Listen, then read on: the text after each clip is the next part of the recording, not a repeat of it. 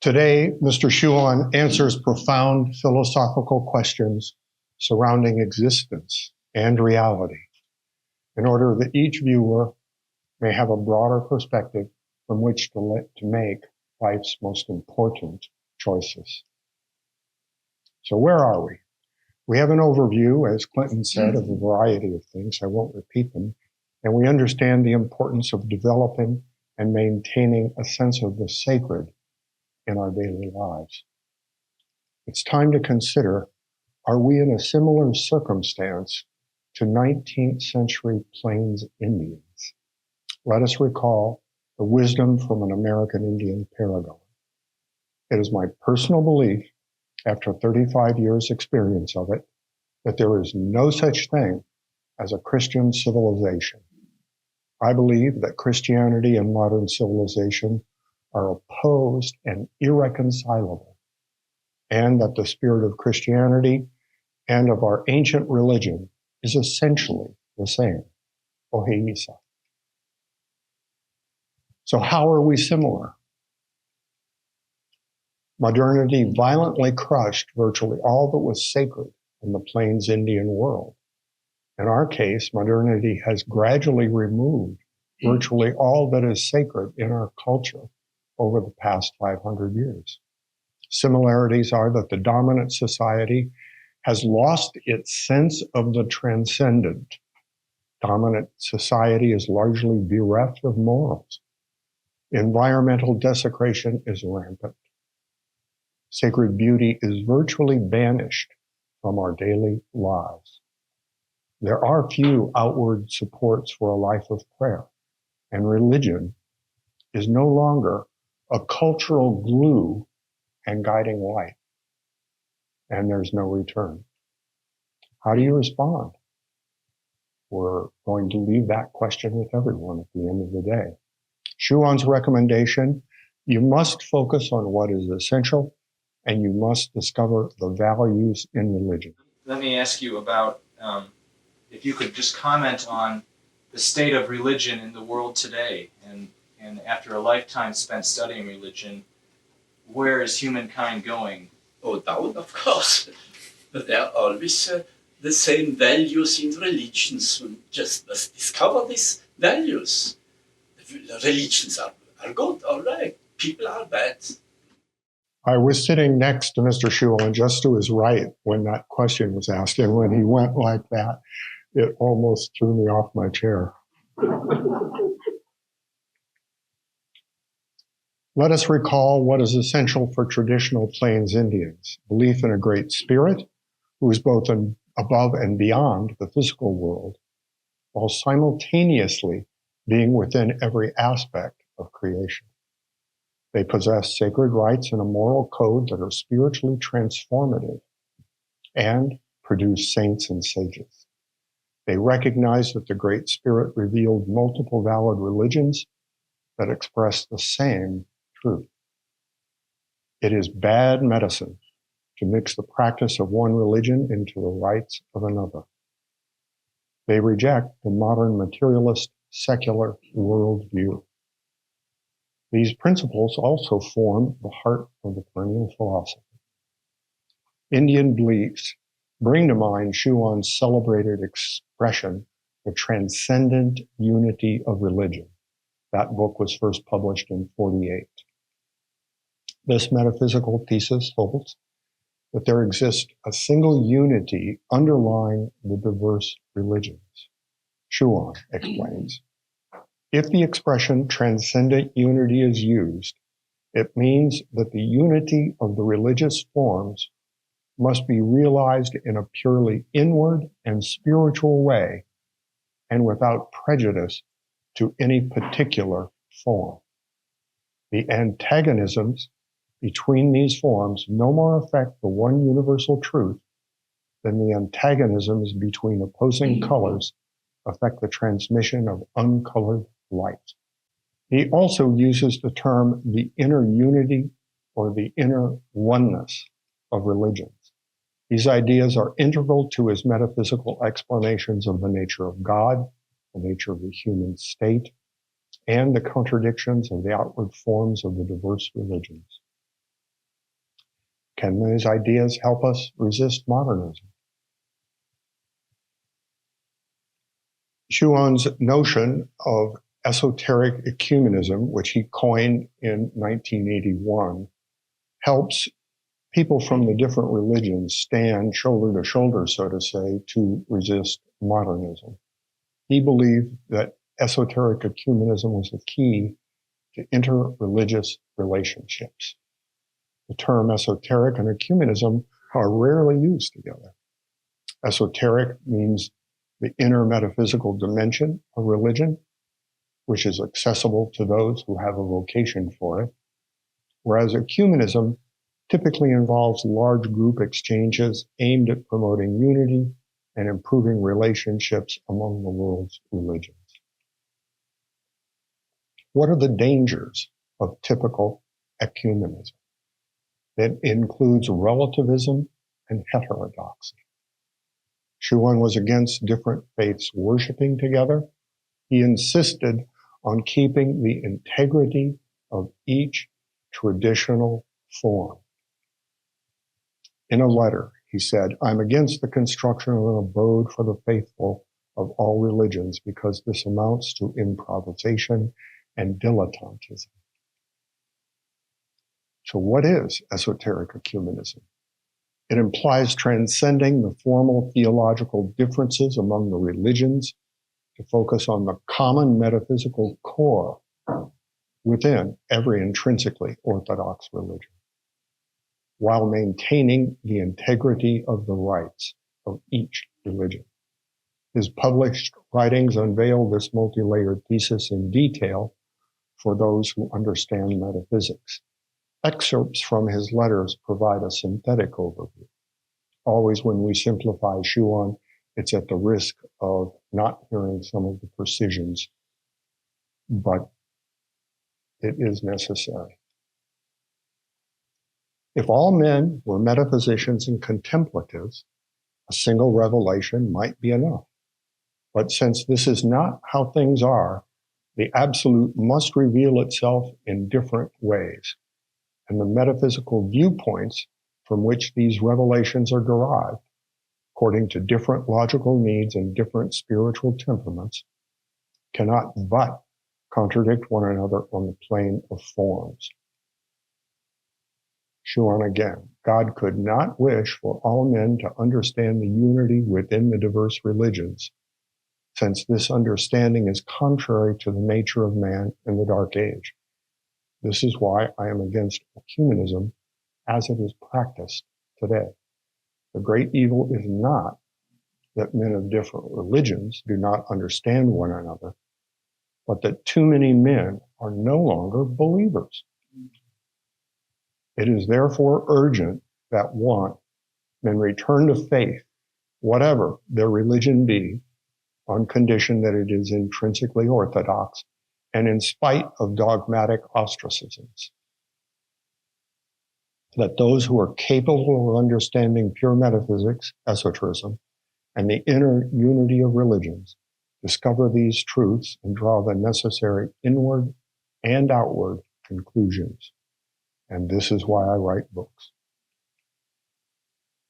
To a different reader, I am completely against ecumenism as it is envisaged today, with its inoperative dialogues and gratuitous and sentimental gestures that amount to nothing.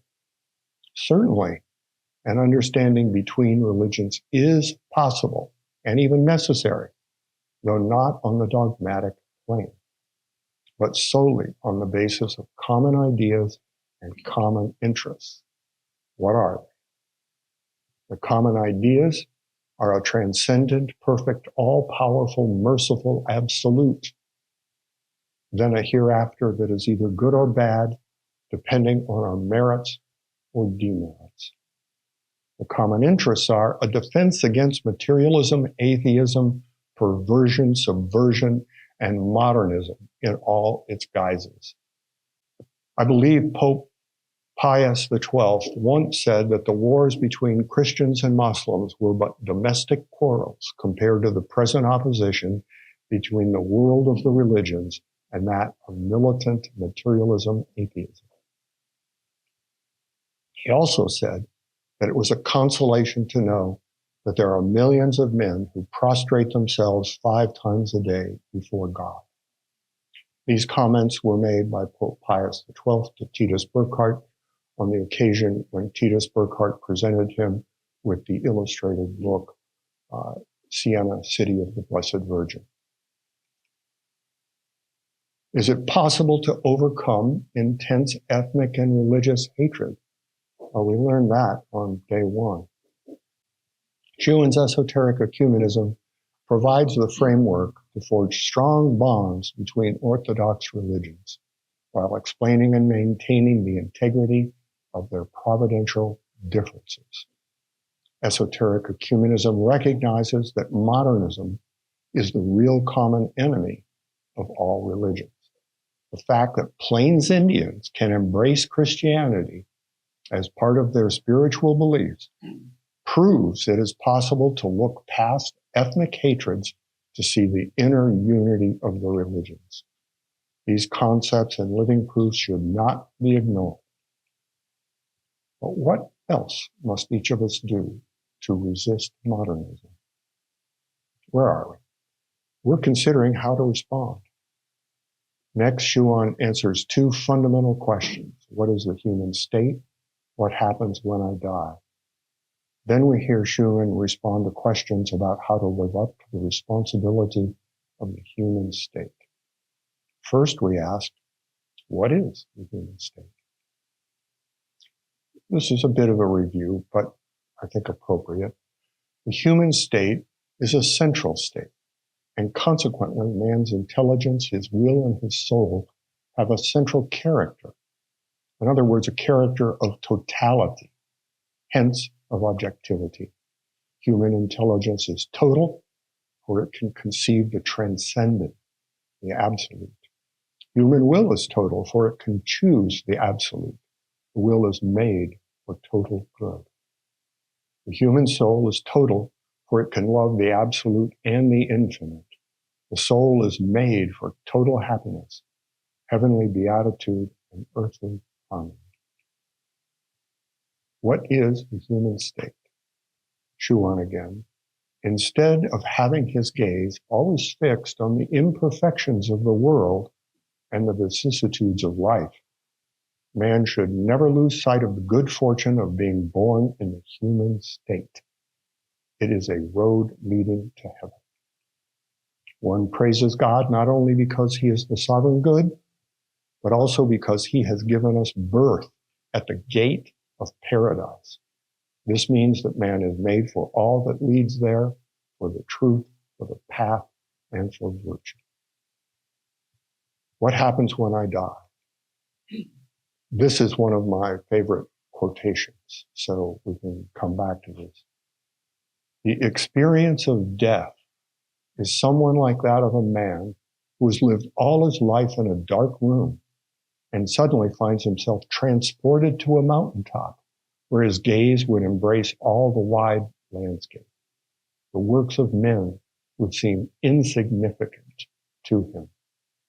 It is thus that the soul torn from the earth and from the body perceives the inexhaustible diversity of things and the incommensurable abysses of the worlds that contain them.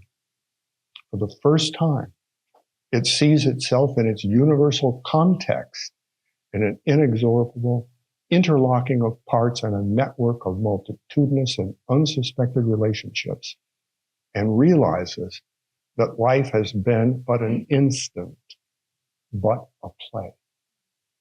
And then in a footnote, he adds, at death, all assurance and all cleverness fall away like a garment, and the being who remains is impotent and like a lost child. Nothing is left but a substance we have ourselves woven, which may either fall heavily or, on the contrary, let itself be drawn up by heaven like a rising star. Red Indians put moccasins with embroidered soles on the feet of their dead, and this is eloquently symbolic.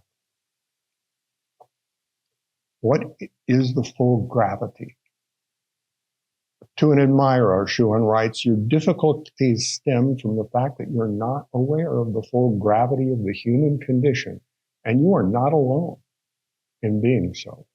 Most people believe that a person goes to paradise because he follows the rites of a religion and has neither killed nor stolen, so on and so forth. But in fact, only the saints and sages go straight to paradise because the divine mercy dissolves their imperfections, not because they are perfect. When you are walking along the street, you believe that I, Mrs. H, am here on the street now. You do not see, I assume, the metaphysical and eschatological abysses surrounding you. He continues, in the Middle Ages, the whole civilization was structured in such a way as to give a person at least some sense of his cosmic situation. Today, we live in a kind of misleading extraterritoriality in opaque back rooms that hide reality. Nevertheless, God touches us everywhere, for there is no empty space and no respite. He is the first, the last, the outward, the inward. Man is like the point of intersections of the divine dimension. Where are we? Well, we know a little bit about the human state and the gravity of the human condition. Now we hear a summary of Schuon's 4 essential elements of his philosophy. If you had to boil your philosophy down to a few elements, and if you wanted to recommend to people ways of following that philosophy, what would you say? There's first this discernment between the absolute and the relative. Discernment, absolute and the relative, Atma and Maya, reality and illusion and so, and then prayer. Mm-hmm. Because if you believe, if you understand what is essential and what is absolute, you want to assimilate it. Otherwise, one is a hypocrite. And in order to assimilate the truth of the absolute, you must pray. There are 3 kinds of prayer. First, canonical prayer. In Christianity, it's Lord's Prayer. And then free personal prayer, like the Psalms in the Bible. David, Psalms, is personal prayer, to talk with God. And third is prayer of the heart, essential prayer, which is an act of contemplation in the innermost self. And this is esotericism. And I'm interested in this. And I say to people, you must pray, always pray. You must have at least 1 canonical prayer every day. And then you must talk to God. But you must always pray, like St. Paul said in an epistle, always pray. And this is prayer of the heart. And the Eastern Church knows this practice very well. The Jesus prayer, Japa Yoga in Hinduism. This is the second thing. And the third thing is intrinsic morality, beauty of the soul, nobility, humility, which means objectivity towards oneself, charity, which is objectivity towards the neighbor, domination of oneself, generosity. This is beauty of the soul. This is intrinsic morality. And then the 4th dimension is beauty of forms, of surroundings, of dresses, of comportment. That's all. Mm-hmm. I draw your attention before we move forward to points 3 and 4, both involving beauty. Point 3, beauty of the soul, or moral conformity. He uses them twice synonymously in what he said. And then point 4, beauty of forms of the physical world.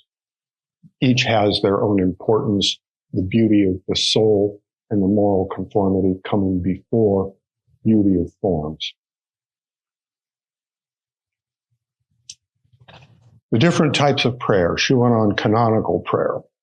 as canonical prayer stems from a revelation, it is not only a human discourse, it is also divine, which means that besides its literal value, it has sacramental import. It is on our level, yet at the same time beyond us. On personal prayer. Personal prayer loosens psychic knots, dissolves subconscious coagulations, and drains away many secret poisons. It sets forth before God the difficulties, failures, and tensions of the soul, which presupposes that the soul be humble and truthful, and this disclosure, carried out in the face of the absolute, has the virtue of reestablishing equilibrium and restoring peace. In a word, it opens us to grace. What is prayer of the heart? The remembrance of God, which constitutes prayer in its deepest sense, is already a death and a meeting with God, and it places us already in eternity.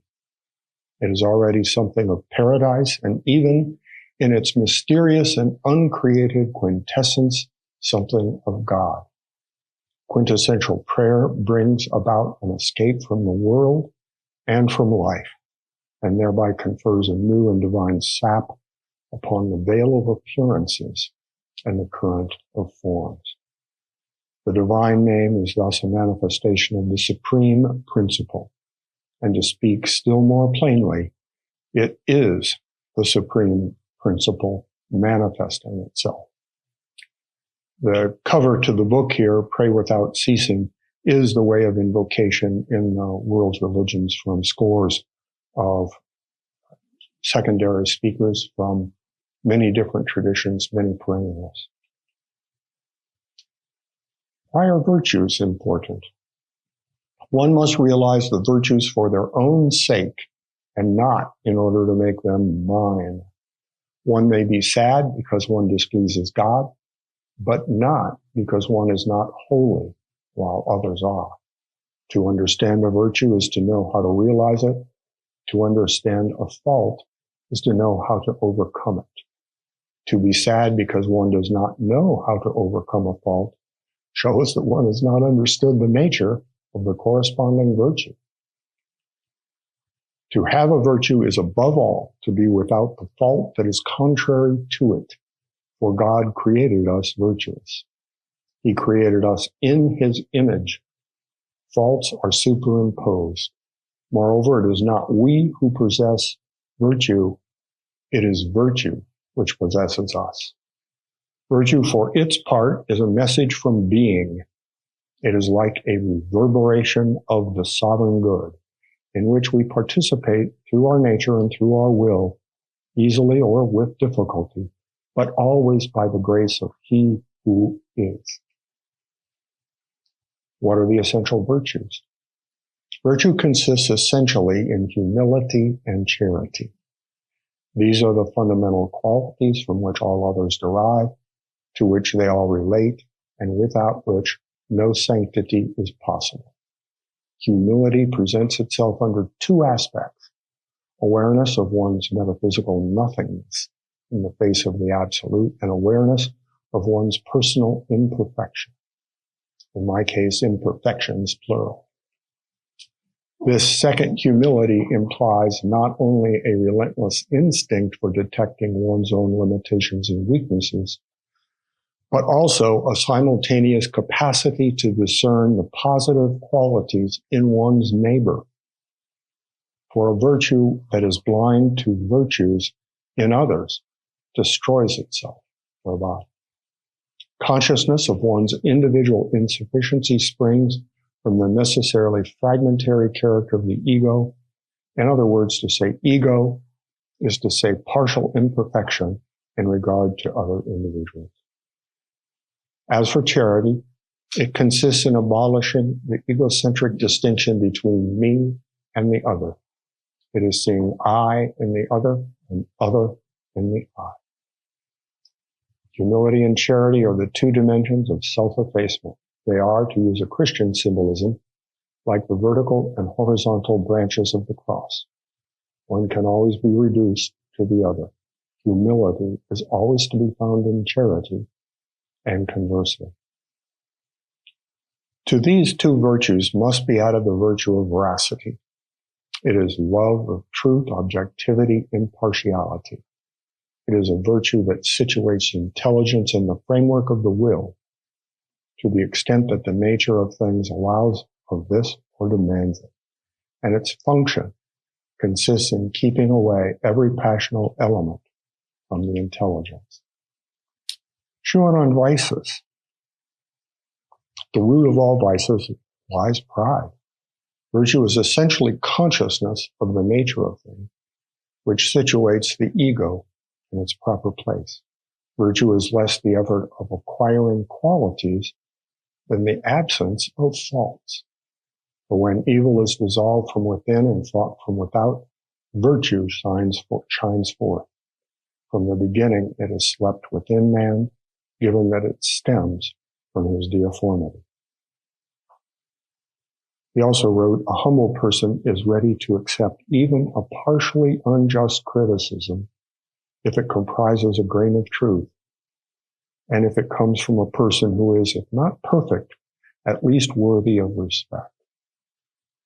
A humble person is not interested in having his virtue recognized. He is interested in surpassing himself. Hence, in pleasing God more than me. Let us not forget how important is the Indians. To repeat what Schuon said before, in the modern world, an individual must keep an eye on the formal integrity of his Indians. I'll let you read the rest.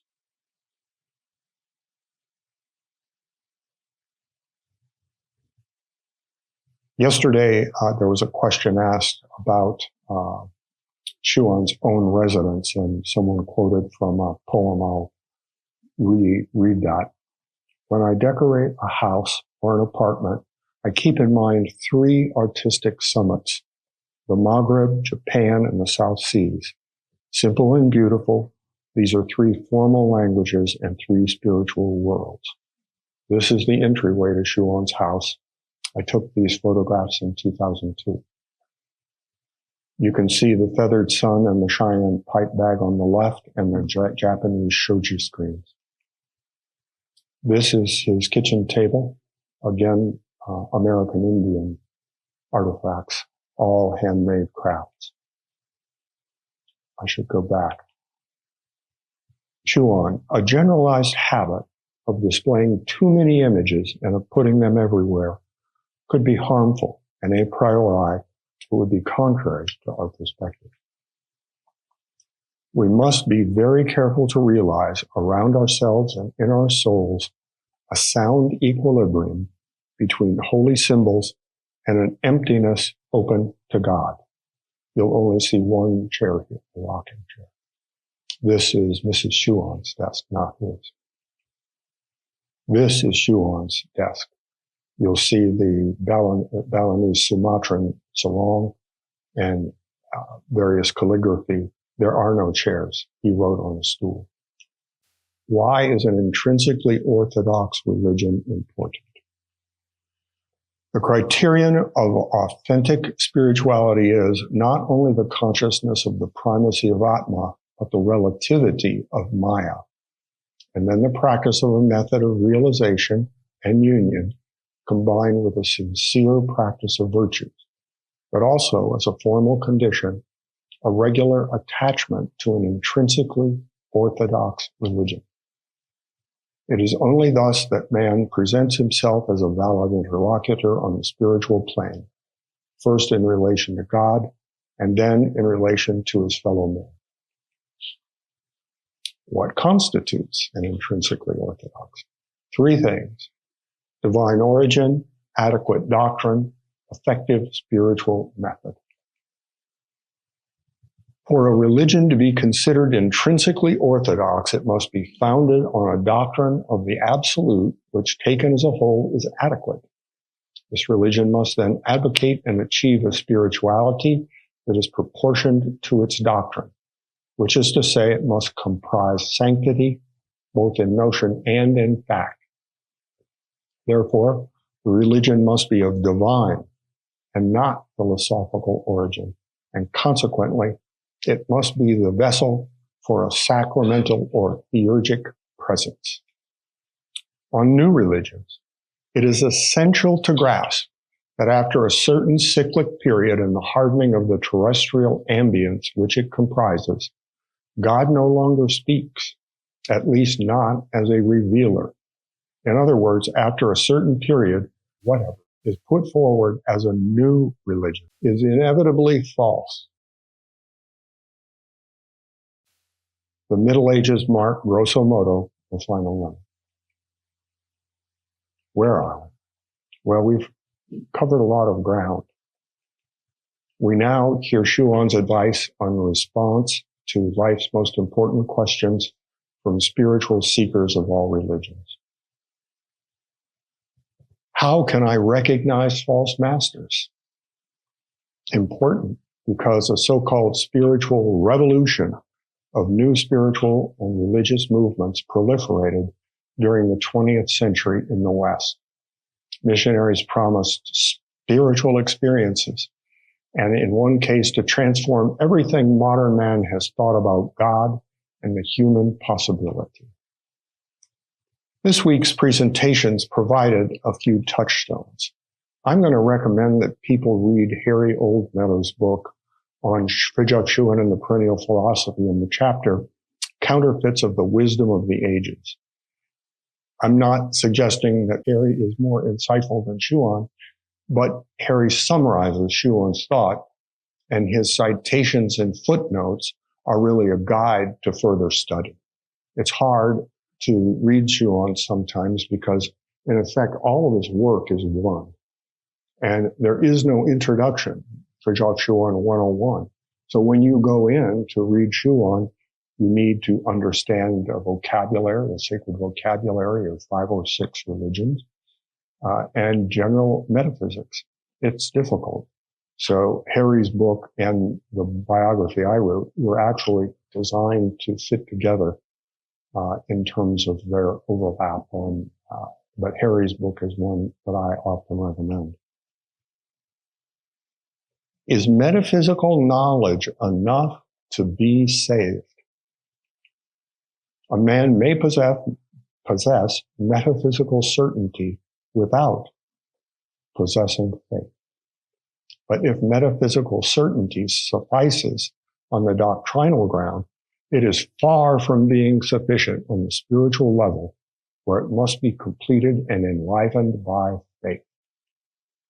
Faith is nothing other than our whole being clinging to the truth, whether we have a direct intuition or an indirect idea of truth. It is an abuse of language to reduce faith to the level of belief. One can spend a whole lifetime speculating on the supersensorial and the transcendent, but all that matters is the leap into the void, which is the fixation of spirit and soul in an unthinkable dimension of the real. This leap into the void we can refer to as faith. Why did Schuon say metaphysics should be balanced with childlikeness? Childlikeness, to retain alongside metaphysical science a childlike faith, not to be exclusively adult, to retain a childlike heart capable of delighting in little things. Childlikeness is precisely that the soul is still fresh and unspent. There is gratitude for the humblest gift of the world and of life. What is more, there is an unconscious and yet wholly real trust in God. The aging man tends to see everything in connection with the whole universe. The child, on the other hand, when he takes joy over a flower, the flower is the only thing new. Both kinds of experiences, for each has its justification, are united in the spiritual man's sense of the sacred for the celestially divine archetypes. We heard yesterday that Ramakrishna, when seeing a flight of cranes, a lion, a dancing girl, used to fall into ecstasy. This is what is known as seeing God everywhere, not by deciphering the symbolisms, of course, but by perceiving the essences. Sorry, I'm going to start laughing with this next one. Schuon's poem helps us understand the means by which childlikeness and seeing God everywhere. I know not who discovered the soap bubble, neither Copernicus nor Paracelsus, nor a philosopher brimful of ideas. It must come from the fairy tale land of children.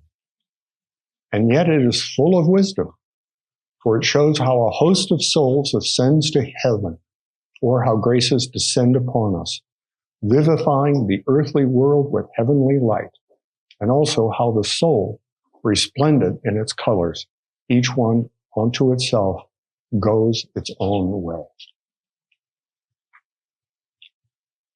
What is the most important quality for a spiritual person? This was in a general audience. He immediately said self-discipline, of course. When one understands what is discipline, one loves discipline. For discipline is a kind of beauty. It is not only a thing one imposes on oneself, it is a thing one must love because it is spiritual. Discipline is beautiful like a sunrise, or like an Indian on horseback is beautiful. As for myself, I hate lack of discipline, for it is weakness, it is cowardice, it is ugly. It is vulgar not to be disciplined. And only a disciplined person can be happy. A person without discipline is never happy. Short time later, he was asked, how can I avoid sloth? Self-discipline is the first condition of confidence in God's mercy. Discipline is knowledge of ourselves, objective knowledge of ourselves. That is discipline. How can I recognize an authentic spiritual experience? The terms mystical and mysticism, Schuon explains, lend themselves readily to misuse by being applied to everything, inward or intuitive, at whatever level. He once told me, for example, that vivid dreams may be the result of angelic, diabolic, or positive or negative psychic influences, or simply indigestion. When a spiritual experience is authentic and profound, it leaves a trace in us. Now one must be faithful to this trace. He who has benefited from such a grace knows exactly what he must and must not do.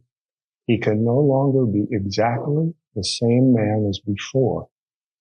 He must not seek to do extraordinary things. From the point of view of the spiritual method and social comportment, nothing changes. What heaven wants of us is our soul. It invites us there to inwardness. The kingdom of God is within you. A major spiritual event comprising a kind of vision cuts us off in a certain way from the world.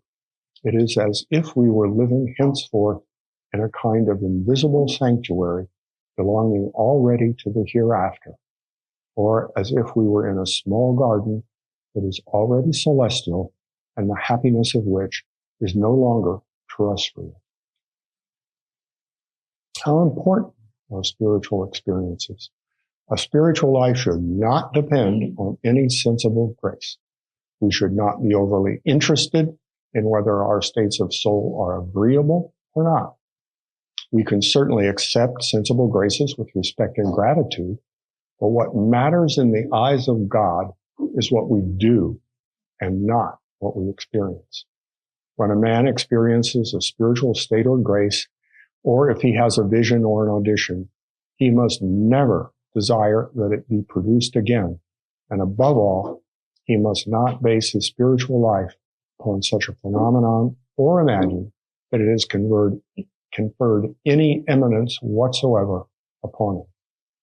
The only thing that counts is to practice what brings us closer to God while observing the conditions that this practice requires. Why is there evil in the world? To a reader, he writes, you ask me in substance, why is there evil in the world? Here's the reason. God, being infinite, created the world. That is to say, the creation of the world is a necessary manifestation of his infinitude and absoluteness. Now, the world is not God. Not being God, it cannot be perfect. Were it perfect, it would be God himself. And the world unfolds in duration. Toward the end, imperfection predominates, whereas at the beginning of humanity, it is perfection that prevails. I have spoken of this in my books, and better than I can do here in a few words. How do I respond to evil? When we encounter evil, and we owe it to God and ourselves to maintain ourselves in peace, we may utilize the following arguments. First, no evil can affect the sovereign good, nor should it trouble our relationship with God. Upon contact with the absurd, we should never lose sight of absolute values. Two, we must be aware of the metaphysical necessity of evil. It must needs be that offenses come. Three, let us not lose sight of the limits and the relativity of evil, for vincit omnia veritas. Four, one must obviously resign oneself to the will of God. That is to our destiny. Destiny, by definition, is what we cannot escape. Fifth, and this follows from the preceding argument, God wishes to try our faith, hence also our sincerity, our trust, and our patience. And that is why one speaks of the trials of life. Six, God will not ask us to account for what others do, nor for what happens to us when we are not responsible for it. He asks us to account for what we ourselves have done. Seven, and finally, happiness is not for this life, but for the next. Perfection is not of this world, and the last word belongs to beatitude. How can I earn my salvation? Being saved and bringing others to be saved, there lies our whole vocation. It has been likewise said that the good tends by its nature to communicate itself. For salvation, two things are needed before all else, truth and faith. Knowing something and believing something, that is to say, knowledge of the truth and union with the truth. And so also for faith, two things are needful, and they concern our will, namely an activity and an abstention, doing what is in conformity with truth and what gives life and depth to faith, while abstaining from what is contrary to truth and from what is harmful to faith. To be able to realize this throughout the whole of life, the soul has need of two virtues, patience and trust, enduring for God, rejoicing in God. Everything is there. We cannot do anything better ourselves, or for our fellow men. We would almost like to say, he who does not wish to be saved for his own sake, let him at least seek salvation for the love of others. For the good has liberating radiance, whether we know it or not, and whether we have an outward vocation or not. Not everyone has to teach, but everyone must be holy. In any case, the obtaining of salvation is accompanied by the consciousness that it benefits others also. The symbolism of the lamp teaches us the relationship between truth and faith. The light is truth. The oil is faith. Oil already somehow possesses luminosity in its own essence. This is inward truth, inborn in us and inherent in our deepest nature. Or again, water is truth and wine is faith. Why am I so preoccupied with the world? There is an outer man and an inner man. The first lives in the world and undergoes its influence, whereas the second looks toward God and lives in prayer. Now, it is necessary that the outer man not affirm himself to the detriment of the inner man, It is the inverse which must take place. Instead of inflating the outer man and allowing the inner man to die, it is necessary to allow the inner man to expand and to trust the cares of the outer to God. Prayer is there in order to reestablish equilibrium. Who says outer man says preoccupations of the world, or even worldliness. In effect, there is in every man a tendency to attach himself too much to this or that element of passive life, or to worry about it too much. And the adversary takes advantage of this in order to cause troubles. There is also the desire to be happier than one is, or the desire not to suffer any injustices, even small ones, hard and harmless ones, or the desire always to understand everything, or the desire never to be disappointed. All of this is in the domain of subtle worldliness, which must be countered by serene detachment, by the principial and initial certainty of that which alone matters, and by patience and confidence. When no help comes from heaven, this is because it is a question of a difficulty which we can and must resolve with the means which heaven has placed at our disposal.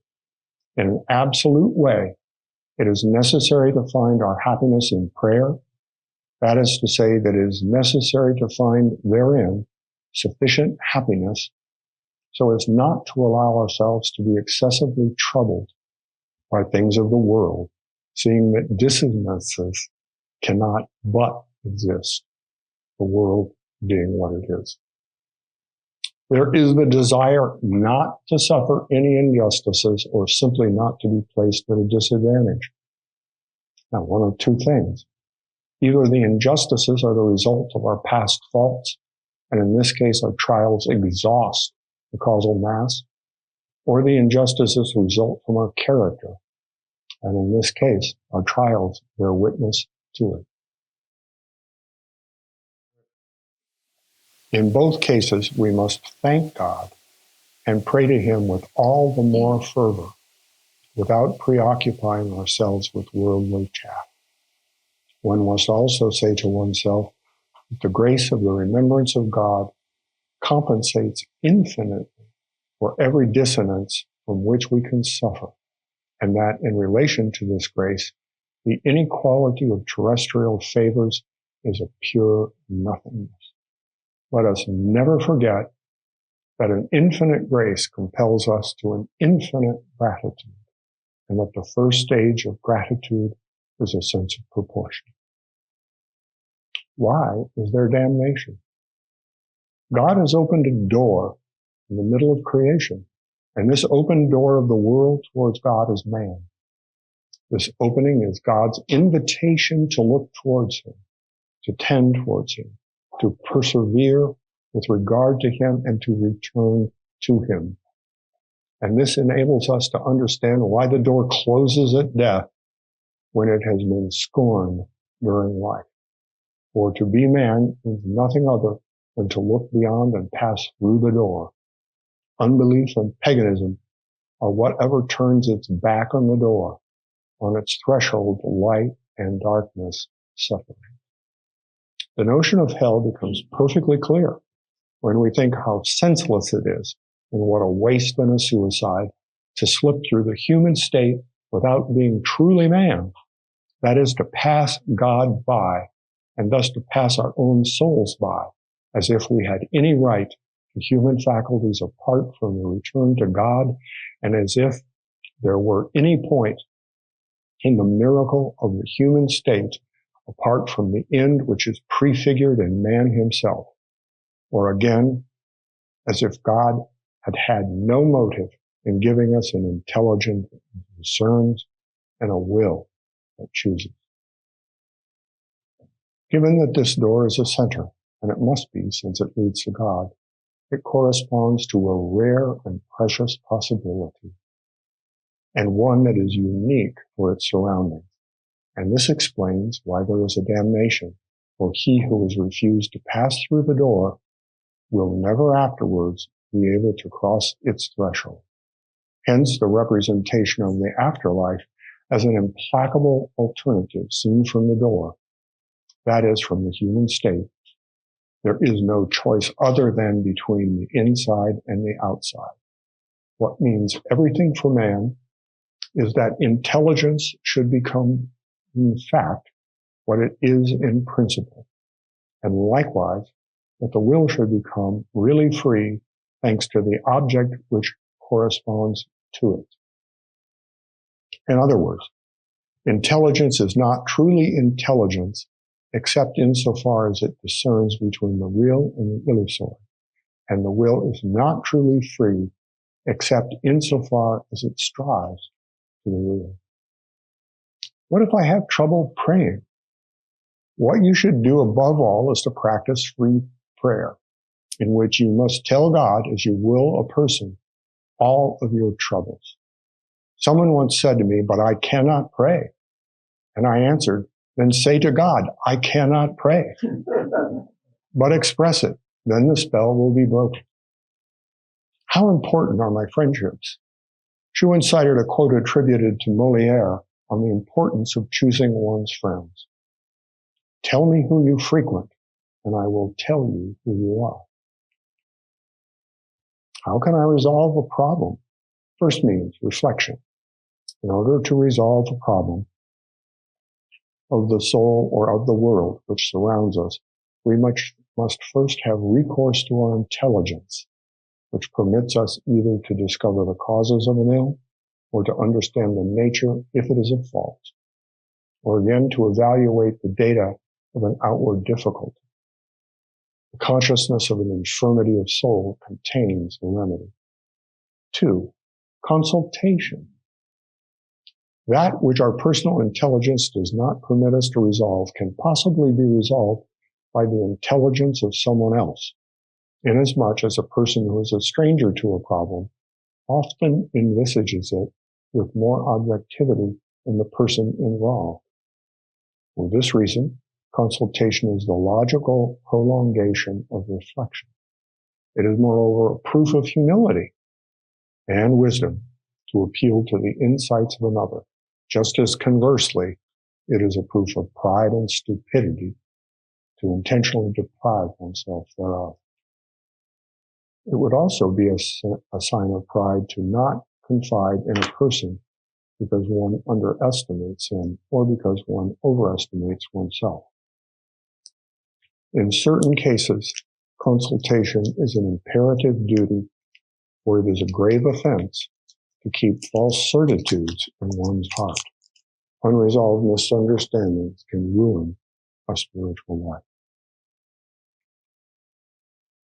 Third, prayer. It is possible that neither reflection nor consultation suffices in order to resolve the problem.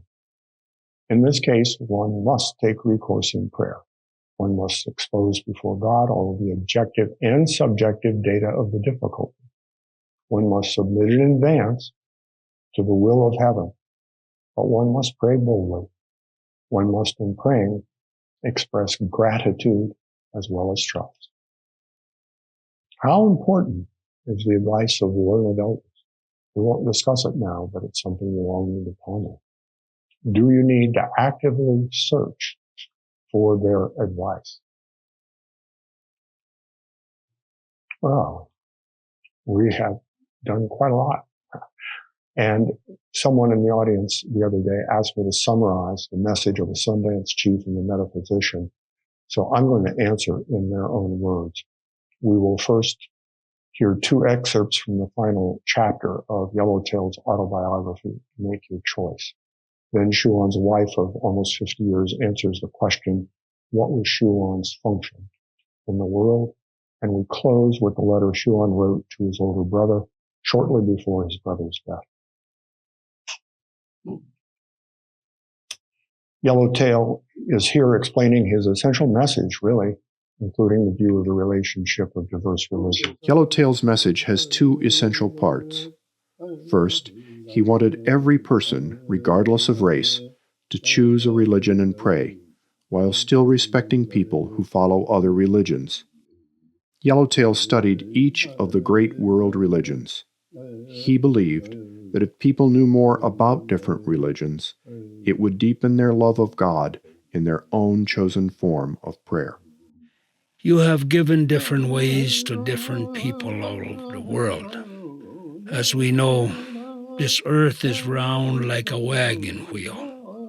In a wagon wheel, all the spokes are set into the center. The circle of the wheel is round, and all spokes come from the center. And the center is you, Aqaba Nadia, the maker of all things above.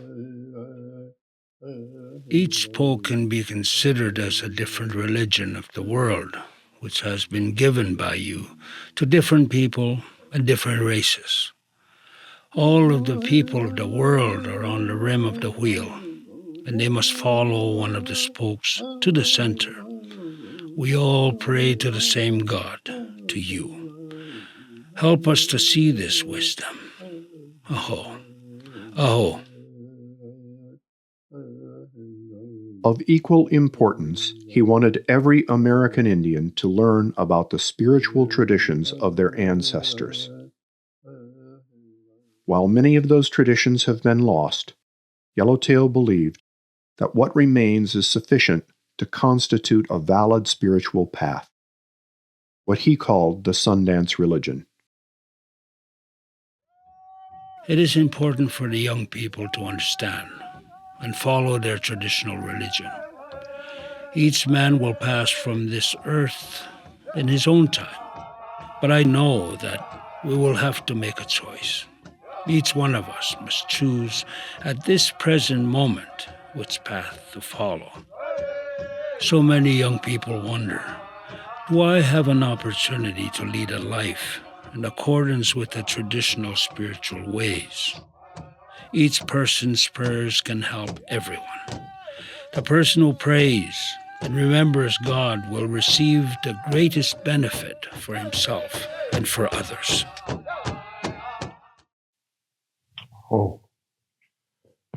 So, a little bit more advice from Mr. Yellowtail. I tell this to young people. You must choose a religion, but before you enter one, you should know which one is best for you. Take the time, find out all you can about the method of prayer and about what that religion tells you about the maker of all things above. You should understand the rules and know what is expected. Find a path that provides you with the way you need to live a good life every day.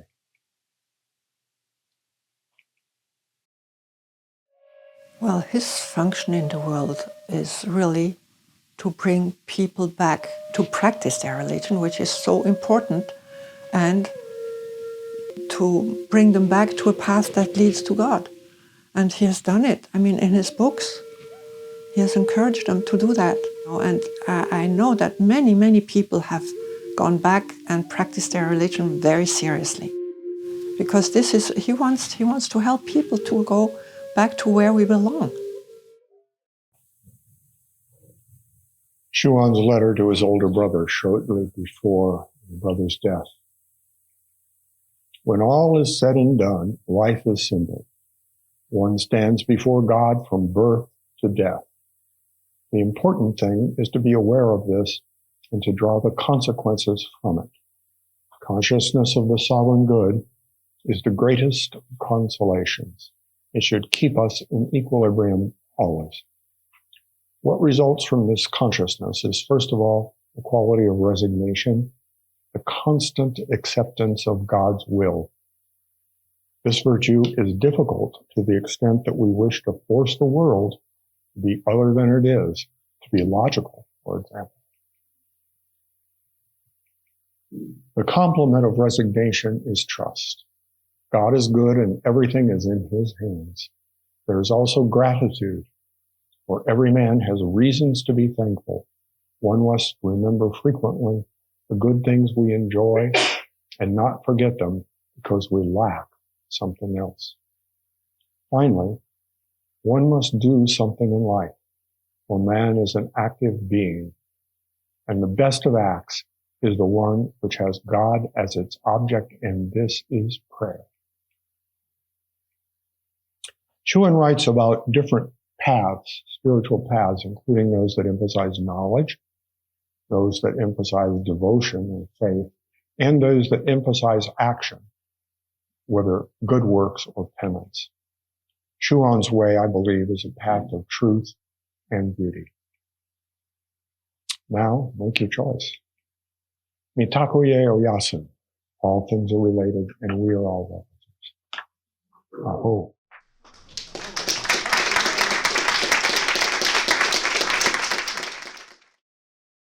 It's time now for the questions and answers. And we wanted to thank everyone for the questions that they sent in. The first question we have is the pluralism of America, many religions, many ideologies, many perspectives, a benefit or an inhibitor in coming to terms with the consequences of relativism? Simple question.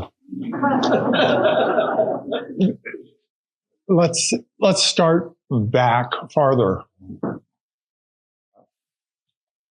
As you all know, each of the great religions had its own geographical area, and there was very little communication between the religions prior to the 20th century.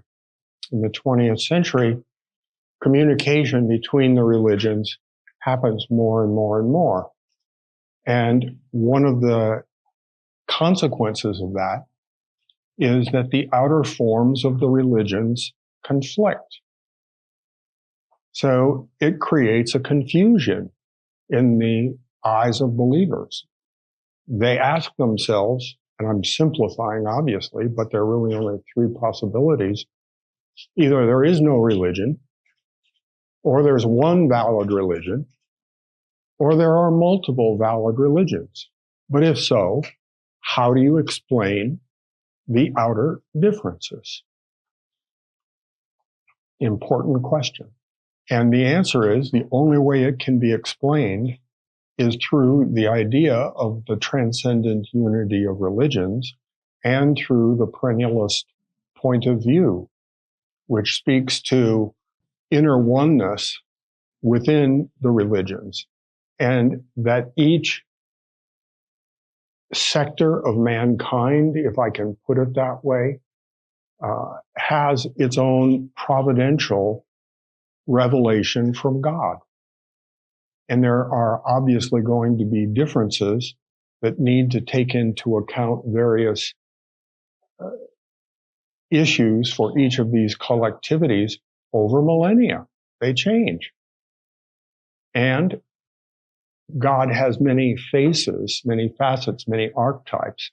So it's also logical that many of those archetypes will manifest as a revelation. When that happens, this archetype is different than that. It's going to create a conflict, outer conflict. We spoke yesterday about the conflict with the ambiguity of beauty, because you have some religions that proscribe, take Islam, for example, all human recreations, whether in painting or in sculpture, in principle.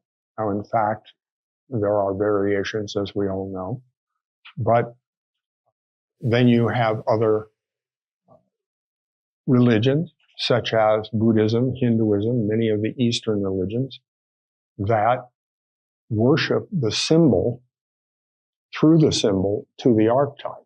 Again, we spoke about how for the Semitic peoples, many times they look at a statue or a painting and tend to worship the statue or the painting instead of seeing this metaphysical transparency of phenomena through to the essence.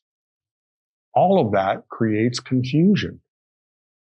And relativism is the beneficiary, because we started seeing relativism come in the Middle Ages slowly, but the pace accelerated dramatically in the 20th century because, in part, of the fact that the relativists can point to the conflicts between the religions and say either my religion, Christianity, let's say, in the West, is the only religion, or there is no religion. And we saw on day 2 the statistics about the accelerating loss of faith. That's, in my opinion, a direct result, certainly of scientism, but also of relativism, which is one of the guises of modernism, to use Schuon's phrase, guises of modernism. There are many that he writes about. We only had time really to study a few or to do a case study. But all of this feeds relativism, and that one of the solutions, if you will, and in fact, I would say the only solution, is for people to understand, as Schuon said, that the common enemy is modernism, and whether or not you agree with another religion, you need to stand shoulder to shoulder to resist modernism in all of its guises. I think that's the solution. And the esoteric ecumenism that we heard Schuon outline is really the right forum to do that. Following on from what you're saying now, as we approach the end of the Kali Yuga, do you expect an esoteric alliance centered on the transcendent unity of religions? Well, I hope for one. And in fact, I do think that there is already an esoteric alliance of sort based on the transcendent unity of religion that's taking place slowly. I don't know how far it will go. God only knows that.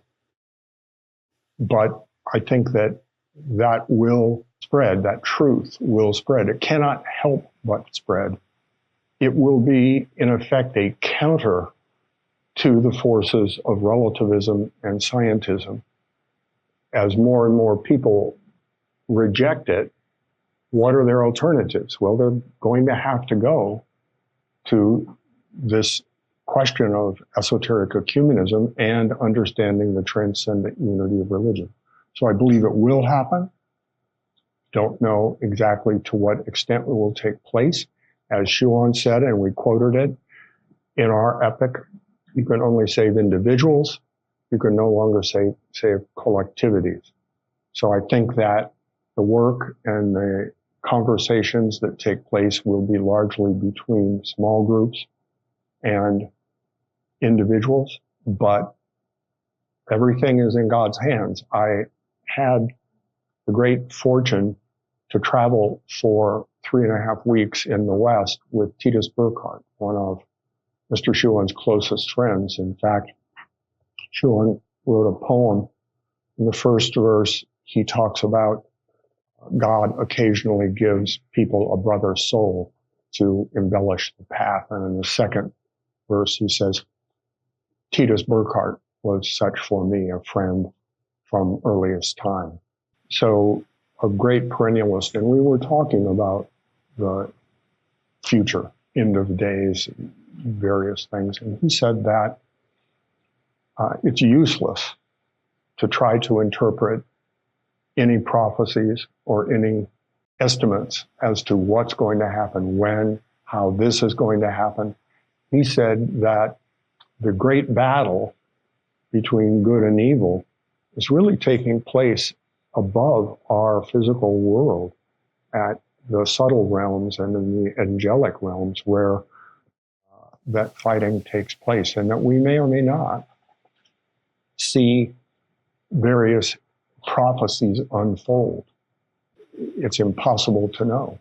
But the point of all of this is that all we can do is pray and focus on the virtues: prayer, virtue, interiorizing ambience with the metaphysical certitude. Many of the people here, most of the people here, have the vocation to understand the metaphysics. One of the questions that came up earlier was about whether there's an obligation to speak out for someone who teaches. And my answer, somewhat humorous but true, was it depends on if you have tenure. But the reality is that if you're in a position to do so, I think it's incumbent on everyone to speak out and speak the truth.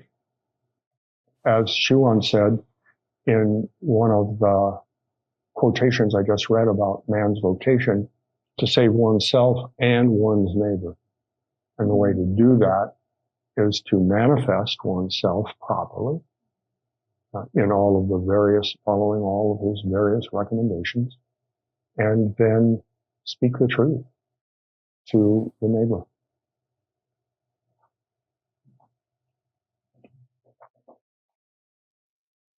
Could you explain the difference between eclecticism, acceptable syncretism, and heterodox syncretism, and also the difference between intrinsically orthodox religion and New Age religion?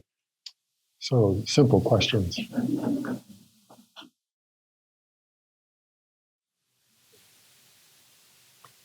Let's talk about a spectrum of possibilities.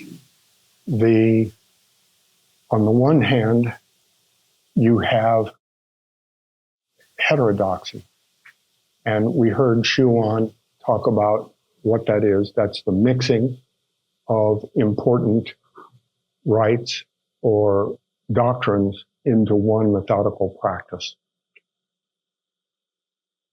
And then we heard about acceptable syncretism, which is something that happens in many different places. As we said, you have Sufi orders that adopt Negro music from Africa.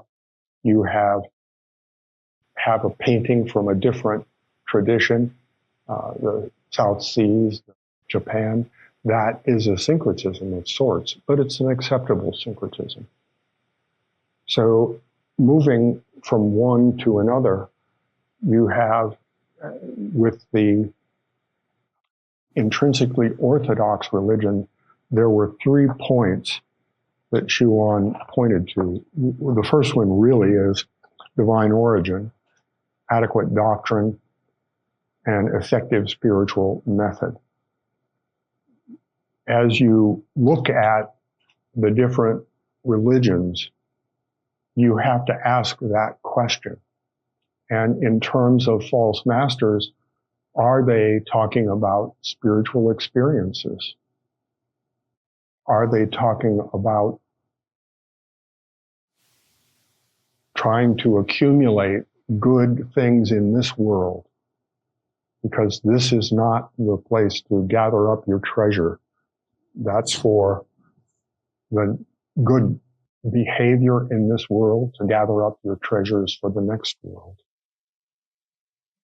The examples that I used the other day, same today, but you have Taoism and Confucianism with Buddhism, where you have eclecticism coming in, and then Neoplatonists with Sufism.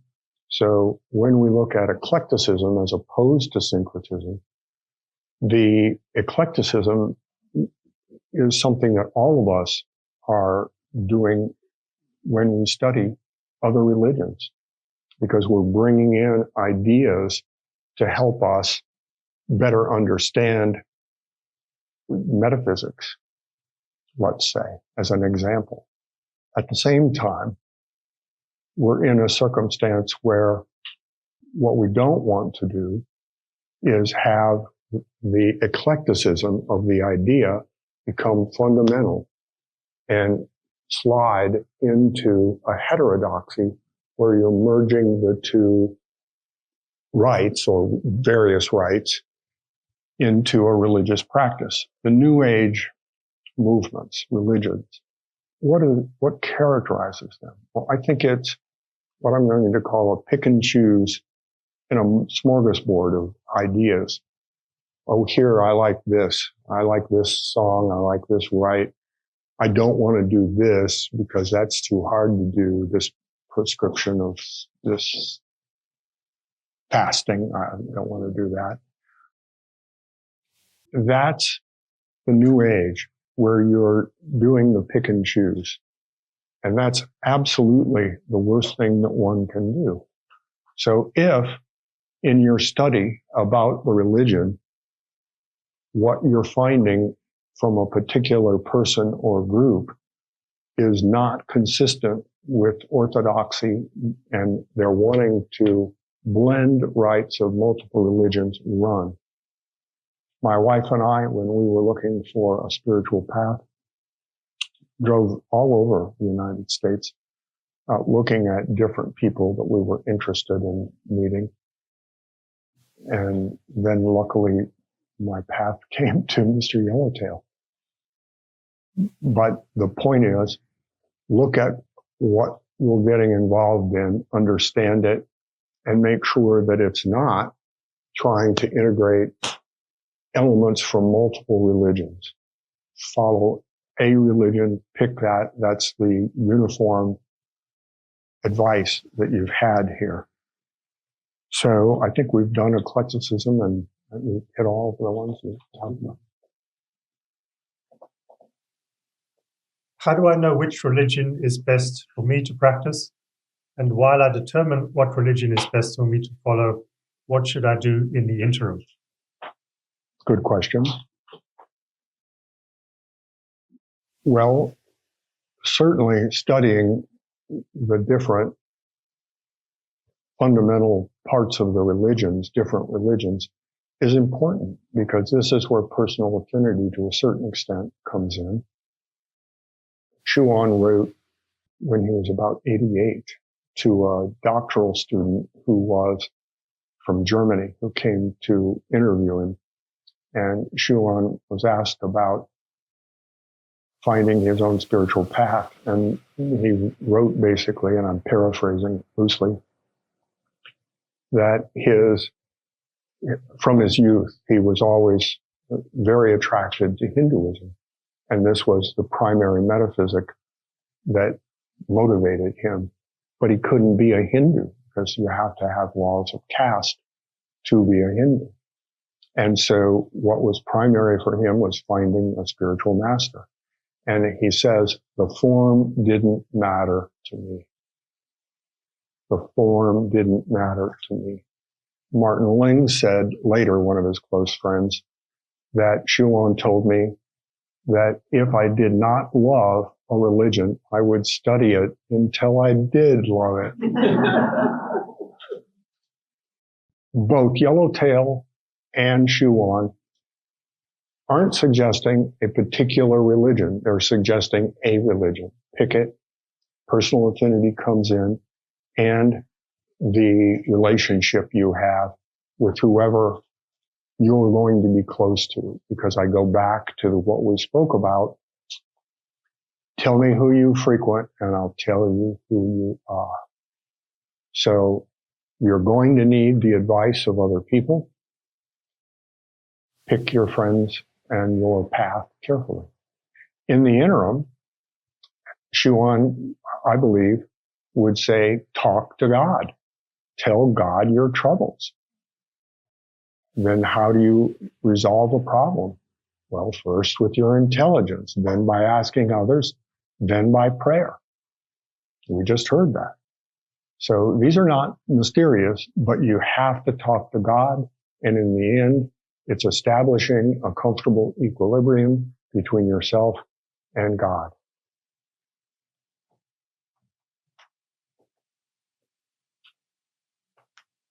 Black Elk Speaks ends with the words, "The nation's hoop is broken and scattered.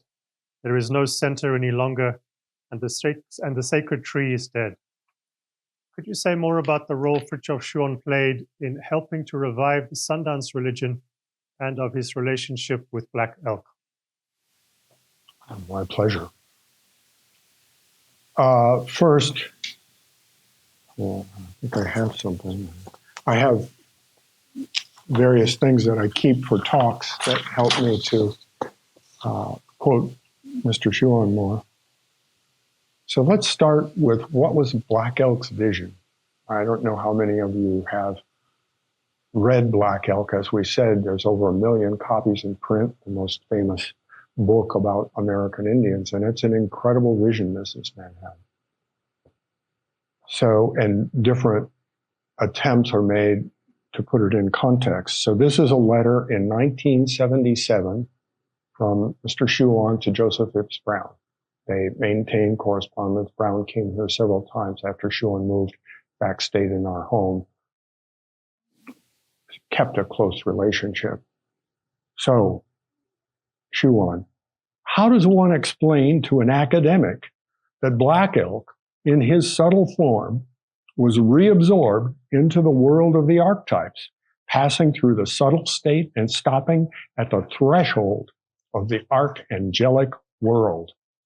Then he goes through a variety of points that an academic would need to understand and closes with one more, that the goal of spiritual methods is the abolition of the scission between individual consciousness and universal consciousness. How does one explain this to academics? And how can one understand the wisdom of the Indians without knowing all of that? So it puts in context the incredible nature of Black Elk's vision. We spoke the other day about how Brown wrote to Schuon for spiritual advice in 46. Schuon asked for books on the Indians, and Brown sent him, among others, Black Elk Speaks. And Schuon said, I think this man has more to say than he said in Black Elk Speaks. Please find him. And he did. The relationship became very close. Black Elk took Father Gall, Eric Schuon, as his son, gave him the name Lakota Ishnala. He was a priest in a Belgian monastery who knew fluent Lakota, very close to the Lakota. In fact, even before this, reinforces the point that love of the Indians was a family tradition with the Schuons, as we said the other day. But the real relationship was with Black Elk and Schuon. And I'm going to see if I've got in here some quotes from my biography.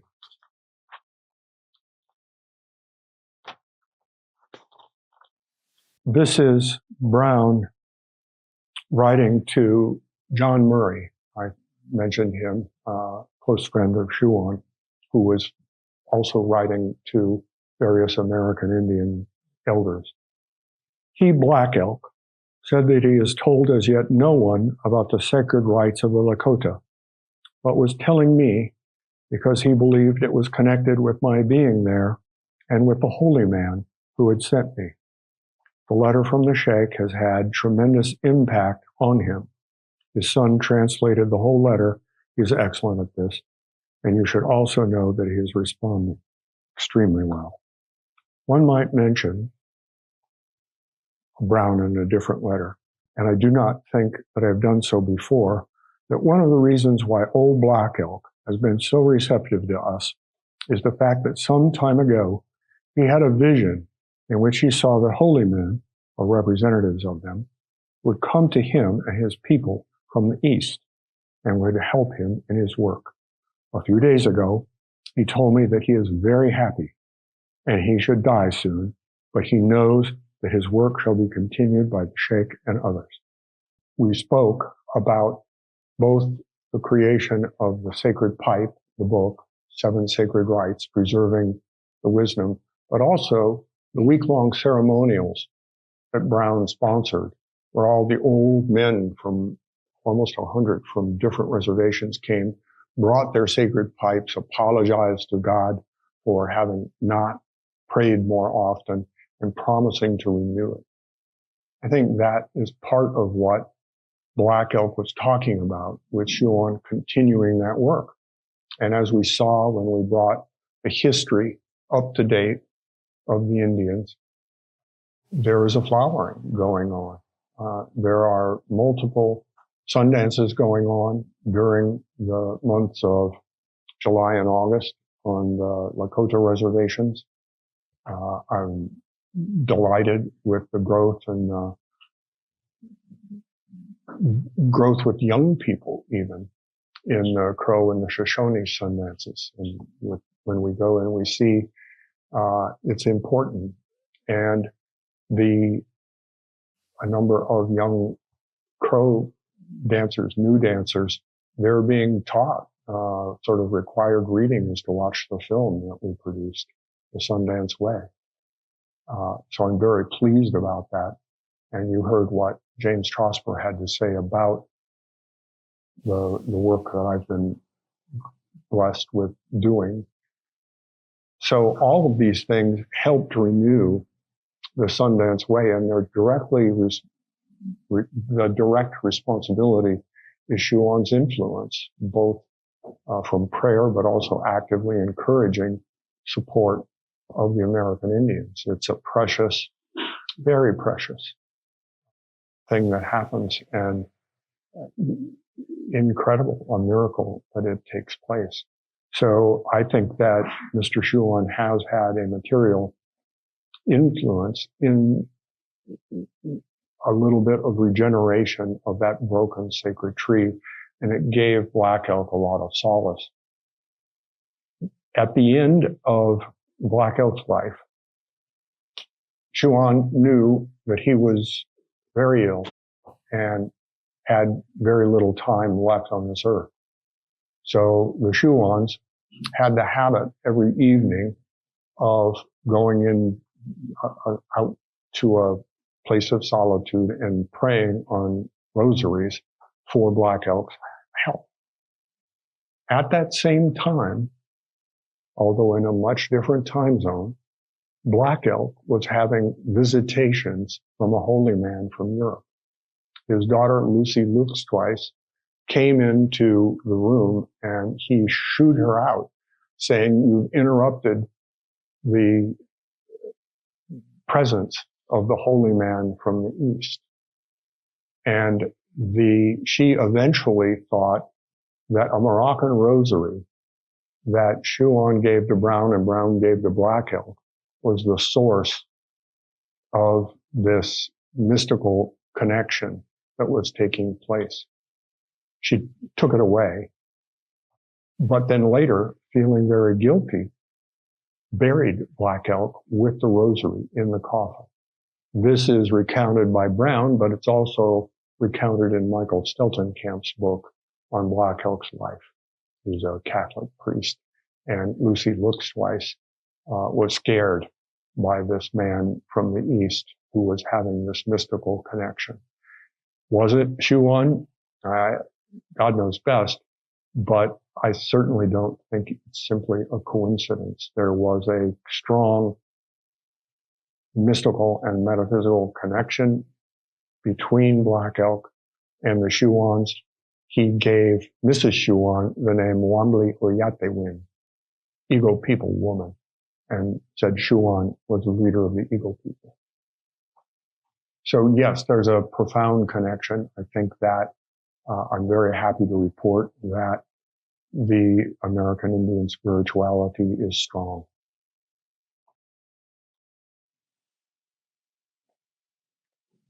Could you elaborate further on what Schuon calls the ambiguity of beauty, and in particular of sacred nudity? Certainly. Well, we spoke yesterday and a bit ago on this ambiguity of beauty, because you have saints and sages from different religions who have a diametrically opposed point of view on sacred nudity, amongst others, but any human figure. And this is something that is one of the causes for this confusion with believers. The average person, what I will call the exoteric believer, is the focus of most religions. This is the important point. There are those who have a vocation for metaphysics that can understand the esoteric teachings. Again, I'll characterize that as the inner oneness of religions, the transcendent unity of religions. For those people, they look at these forms of human beauty, or physical beauty, I should say, and as we hear from Ramakrishna, it would put him into a spiritual state, literally. And all of that can take place, particularly in the Far East. We saw a number of statues with sacred nudity. It was, and in fact, there was a time historically when the Brahmin women were prescribed to be bare-breasted so that they could share the bodhika of their presence with the community as a whole. With American Indians, also historically with sacred nudity, brings to mind a story.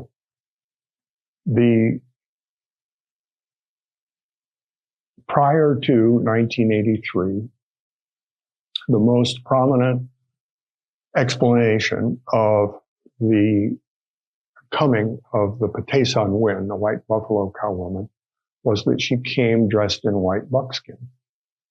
But then various scholars found recordings that had been made by the doctor at Pine Ridge at the turn of the century, 1899 through 1902, that era, with some of the leading spiritual people.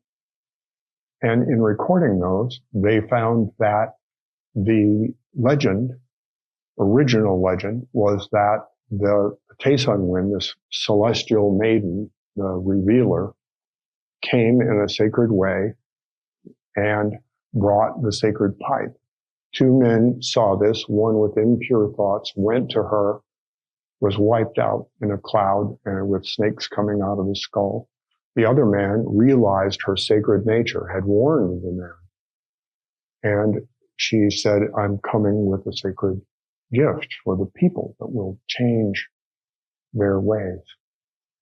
And she came, brought the rites, and then as she left, she rolled in the ground 4 times. After the fourth time, she emerged as a white buffalo calf woman. And that's the legend.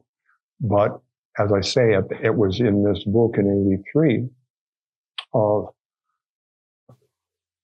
100-year-old translations that we find that the Patesan Wen came naked. Schuon painted paintings of the Patesan Wen naked starting in the 60s. And I was at lunch with Mr. Schuon, and I said, here's this new account that has just come to light of the coming of the Patesan Wen with sacred nudity. And you painted her naked years ago. How did you know? And he looked at me and said, I just knew. And I said, yeah, Shank, that's just not satisfying. You have to say more. And he said, the Patesan Wen is the goddess of a primordial religion. As such, she had to be naked. It's the same as Avalokiteshvara. He then rolled off 7 or 8 names of goddesses in Buddhism and Hinduism and the Far Eastern religions, all of whom you saw many of the statues manifest sacred nudity. For the Oriental mind, for the Indian mind, it is a way to shower humanity with blessings. For most of the Semitics, it is not. And here again, you have the ambiguity of beauty. But the best way I can explain it is to say that both possibilities are fine. They are legitimate. And no one should try to change the minds of someone if they have a strong belief in it, far be it. This again points to the question, do you have a vocation in metaphysics? Fine.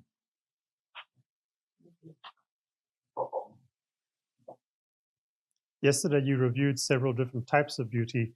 Which forms of beauty are the most important as a support for the spiritual life?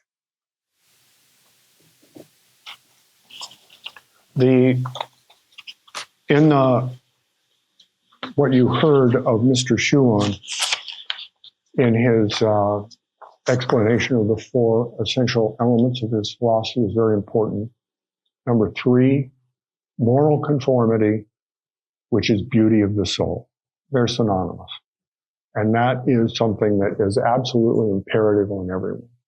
That is, I don't know what Schuon would say, but I believe that that's more important than the beauty surrounding us of interiorizing beauty. Interiorizing beauty is somewhat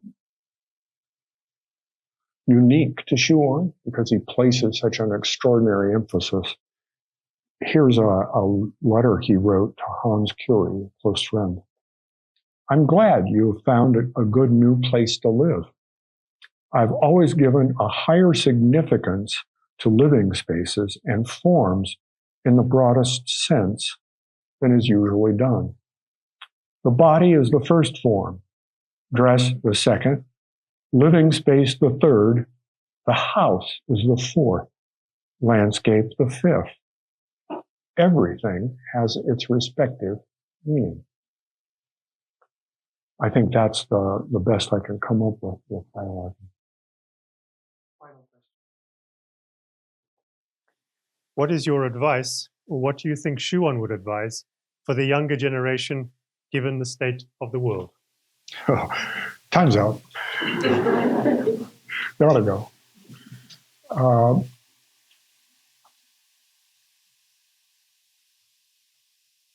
Let's start with advice for parents.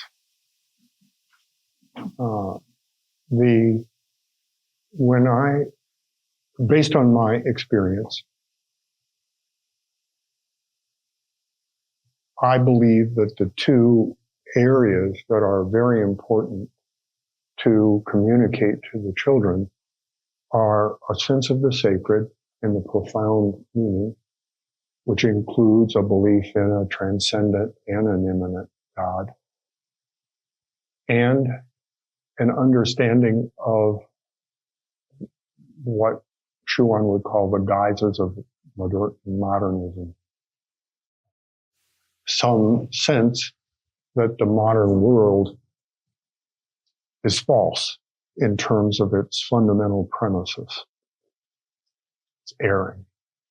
And if you can convince a young person of that, then I think you're on the right road when they can be exposed to different religious forms. Can you read that again? What is your advice, or what do you think Schuon would advise for the younger generation given the state of the world? It's a real easy one. There is no simple answer to that. I think that he certainly would advise, as you've heard, to study the different religions, to understand, if you can, metaphysics. But there are different degrees of metaphysics, and everyone can understand certain things, such as there's a God that is transcendent and one that's immanent. On day 2, I gave you 4 looks from different religious traditions on what is God. The first one being Taoism, which says, in effect, that God is ineffable, and any attempt to define God is not the real God. Then we have the Vedas. Brahma, or God, is real. The world, or Maya, is unreal. And the individual soul is not other than God. As Schuon says, the Upanishads and Shankara's wisdom is contained therein. Then you have the American Indians, and we'll go over that one again. And then you have the 5 divine presences, the Sufi point of view. I have a particular fondness for that because I think it helps to understand the concentric circles through which the divine emanates. But I think it's important to understand, have an understanding of God, and then look for a religion and a group of fellow travelers that you are comfortable with and that can help you to stay on that path and resist the temptations of modernity, because they are manifest. And everyone, including me, all of us are sucked into many of them. How do we resist those? We've heard Schuon's thinking on it, but find that place, and you've got to make your choice. Comes down to that. Make your choice. We held up all of the ideas that characterize modernism. Those are absolutely the predominant society. And then there are what I'll call perennial views that represent the key points of religions. That's what I hope you choose, but you need to make your choice. Thank you.